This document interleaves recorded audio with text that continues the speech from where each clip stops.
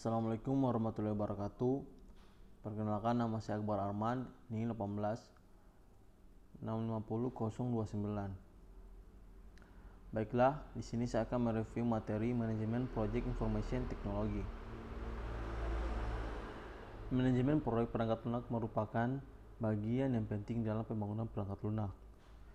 Sekalipun tidak bersifat teknis seperti pengkodean, hal-hal dalam manajemen proyek PL ini mampu menentukan apakah proyek akan berjalan dengan baik sehingga menghasilkan produk yang baik.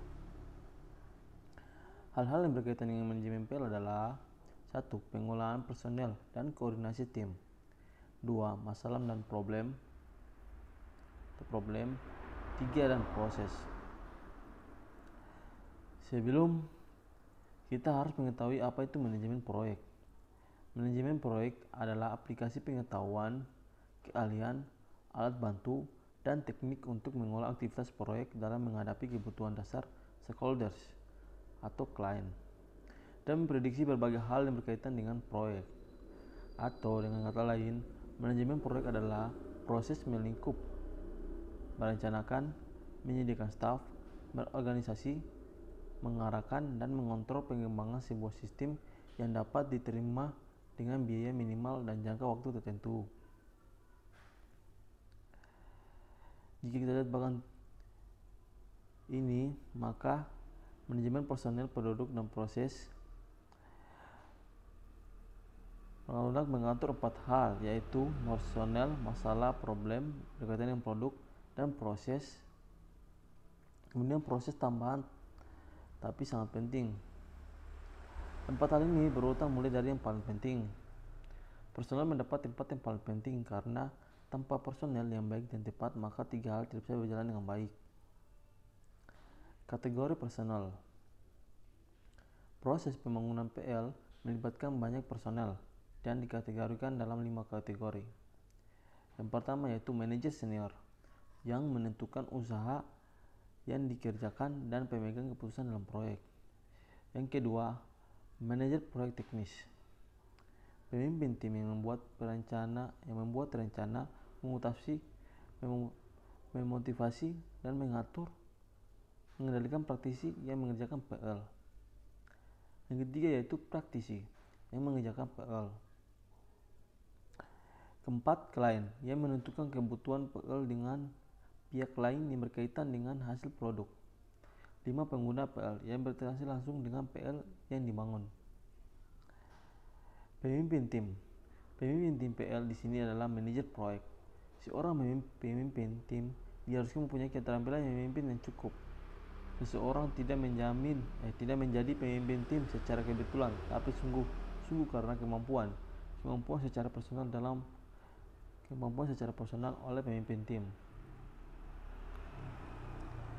Kemampuan yang harus dimiliki pemimpin tim yaitu 1. Memotivasi, 2. Mampu berorganisasi, 3. Mampu mendorong keluarnya ide-ide baru, 4. Mencari penyelesaian masalah problem solving, 5. Mampu menjadi manajer, 6. Mampu menghargai kerja tim, 7. Mampu mengenali tim.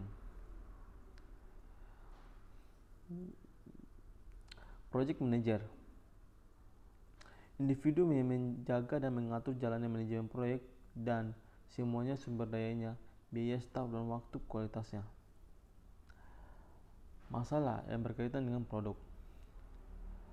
Masalah yaitu sesuatu yang menghambat tercapainya tujuan atau goals. Oleh karena itu, kita harus mengamati masalah pada awal dimulai sebuah proyek. Apa lingkup masalah? Yang pertama yaitu konteks. Bagaimana PL yang dibangun dapat memenuhi sebuah sistem, produk, atau koneksi bisnis yang besar, serta batasan apa yang ditentukan sebagai hasil konteks tersebut. Yang kedua, tujuan informasi.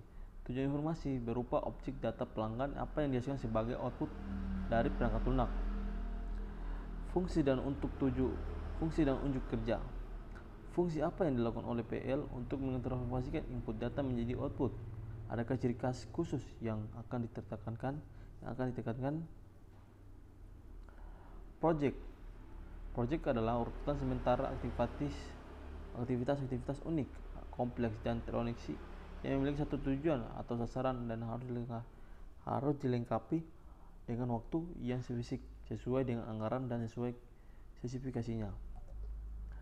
Manajemen proses adalah aktivitas dokumentasi mengelola secara terus-menerus memperbaiki proses pengembangan sistem. Yang menentukan keberhasilan dan kegagalan proyek meliputi dua hal, yaitu satu, keterbatasan lingkup proyek atau project constraint, sesuatu yang secara potensial membatasi proses-proses dalam proyek yang meliputi tiga hal.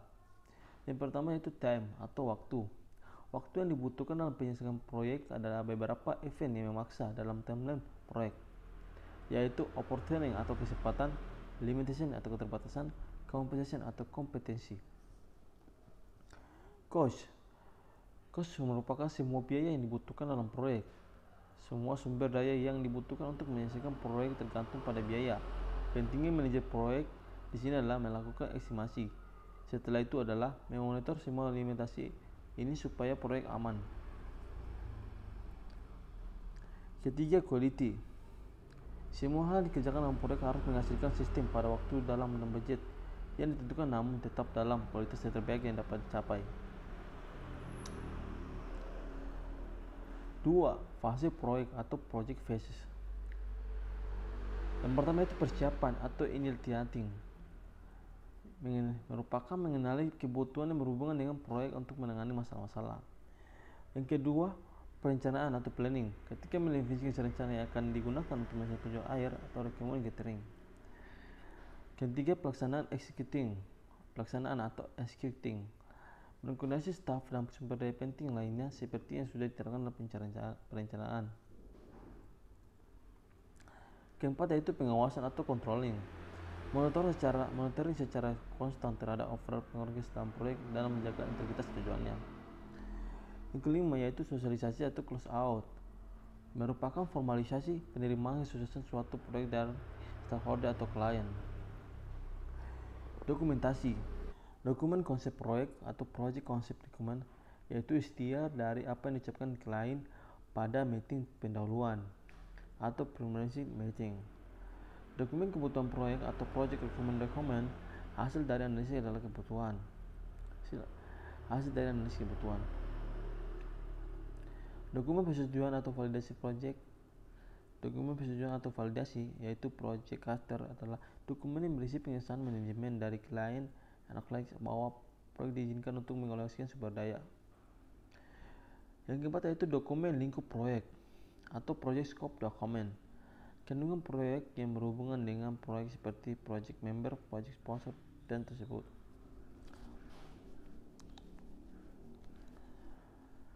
Dokumen perencanaan atau project plan, detail yang menunjukkan strategi untuk dapat menyelesaikan proyek. Outline bisa berupa tahapan-tahapan, fase, dan langkah demi langkah kerja.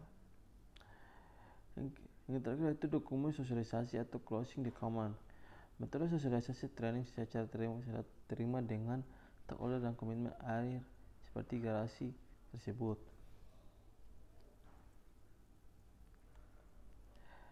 Proyek dianggap sukses jika yang pertama itu sistem yang diterima oleh pelanggan. Yang kedua itu adalah sistem informasi yang dihasilkan tepat waktu. Sistem informasi yang dihasilkan sesuai dengan keanggaran, dan proses pengembangan sistem yang memiliki impact minimal pada operasi-operasi bisnis yang berkesinambungan. Penyebab kegagalan suatu proyek. Penyebab kegagalan suatu proyek yaitu yang pertama yaitu kegagalan untuk membentuk komitmen manajemen atas pada proyek. Kedua yaitu kurangnya komitmen organisasi pada metodologi pengembangan sistem. Kemudian yaitu ada lagi mengambil jalan pintas tanpa melalui metodologi penelitian. Lanjut, manajemen ekspektasi yang buruk. Kemudian komitmen dari dalam menetapkan anggaran dan jadwal. Kemudian teknis estimasinya kurang baik dan terlalu optimis, kurangnya keterampilan manajemen, dan kegagalan beradaptasi dengan perubahan baris, sumber daya yang tidak mencukup, atau kegagalan dalam mengelola perencanaan. Kompetensi manajer proyek. Kompetensi manajer proyek yaitu kesadaran berbisnis, orientasi rekan bisnis, komitmen pada kualitas, inisiatif, pengumpulan informasi, pemikiran analisis, pemikiran konseptual, kesadaran antarpersonal, dan kesadaran organisasi. Kemudian antisipasi impact, banyak menggunakan pengaruh, memutasi orang lain, keterampilan berkomunikasi, pengembangan orang lain, memonitor dan mengontrol, dan kepercayaan diri, manajemen stres, dan kepedulian pada kualitas fleksibilitas. Fungsi-fungsi dan proses manajemen proyek. Yang pertama yaitu scoping atau ruang lingkup, kedua planning atau perencanaan, ketiga estimatif perkiraan, dan keenam direktur pengarahan, organisasi pengorganisasian, schedule penjadwalan, dan pengontrolan, closing penutup. Peralatan dan teknik manajemen proyek. Pertama yaitu bar chart, adalah mulai jaringan grafis yang menggambarkan tugas-tugas proyek dan hubungan antara tugas-tugas tersebut.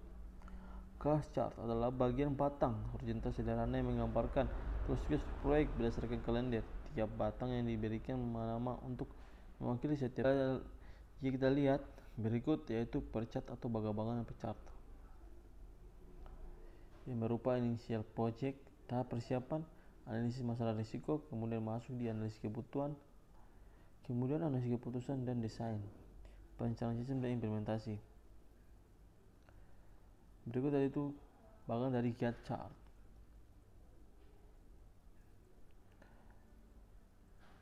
Microsoft Project Gantt chart. Berikut adalah gambar dari aplikasi Microsoft Project.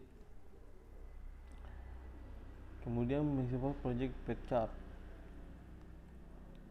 Baiklah, mungkin itu yang bisa saya sampaikan. Kalau ada kekurangan mohon dimaafkan. Saya akhiri. Wassalamualaikum warahmatullahi wabarakatuh.